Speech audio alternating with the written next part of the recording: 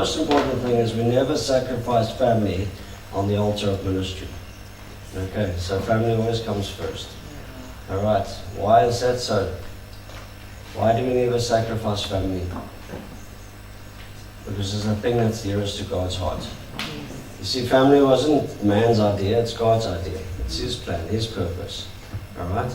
And therefore we always put family first. But you know what's more important than physical family? Spiritual family. Right? Because the Bible says that among your own family will be your worst enemies. And you know, the biggest fights are fights among our family, isn't it? Right? It's true. But you know, the family that we've got to consider is the family that chooses to walk with you. The family that chooses to believe what you believe. Because there is only two families in this world in the end. Did you know that? There's the family of God and there's the family of Satan. And sometimes in a family, you'll have brothers and sisters that choose to follow Satan.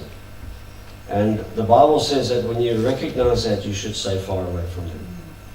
And although family is close to God's heart, you must never sacrifice your eternal family for the sake of a physical or blood family.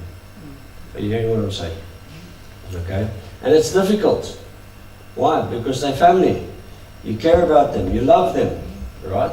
But the Bible says above all else, guard your heart. Okay? God never wants you to sacrifice your relationship with Him to try and reach somebody else. Okay? And He warns us in the Word. He says, recognize those that do these things. The ones that speak with a forked tongue, cause division, basically bear the fruit of Satan. He says, don't eat with them, don't talk to them. He says, stay far away from them. Why? It's the process of guarding your own heart. All right? And it's difficult because the thing is, we think that we can save our family. We think that we can, you know, if we just keep on persisting and keep on persisting, then eventually, you know, we will break through to them. But we cannot save nobody. All right? The only thing we can do is submit them to God, pray for them, all right? Love on them, but if need be, from a distance. Okay? Because you do not want to sacrifice your own heart. Because, you know, when you are surrounded by people who are constantly, you know, pulling in the opposite direction to you, it wears you down, and in the end it can cost you your soul, because you get to that point where you give up. You know, you start to blame God for what they are doing.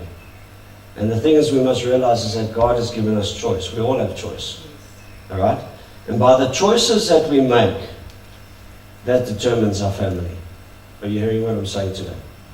All right. I know this message is tough on a lot of people, but it's something that I believe that the Lord wants to say this morning, is that recognize who's your true family. All right? And walk with them. Love them, be with them, support them, let them support you. Okay? And those that are not, pray for them, love on them. When they do evil to you, do good to them, but at a distance.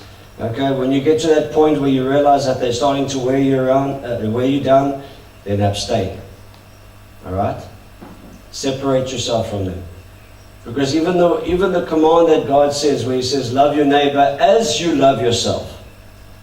You know what that means?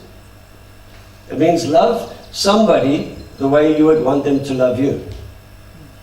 Okay? You know what that also means? It means then, if you love somebody, all right, but they're not loving on you, they're not, you know, appreciating what you're doing, and they're constantly just taking, wearing you down. The Bible speaks about 3, all right? Even God does it. He says He'll speak to you once, twice, a third time, okay? And then He says He hands you over to Satan. In other words, you can speak to them, but don't keep on and on and on. If it comes clear to you that they've made up their choice, you being on them the whole time is not going to change that. In actual fact, it's human nature that when you are speaking to someone constantly about what they're doing wrong, the more they dig their heels in. The best way you reach a person is just say to them, you've made your choice, I've made my choice. Amos 3:3 says, if two people cannot believe on the same thing and agree upon the same thing, they can no longer walk together. That includes family.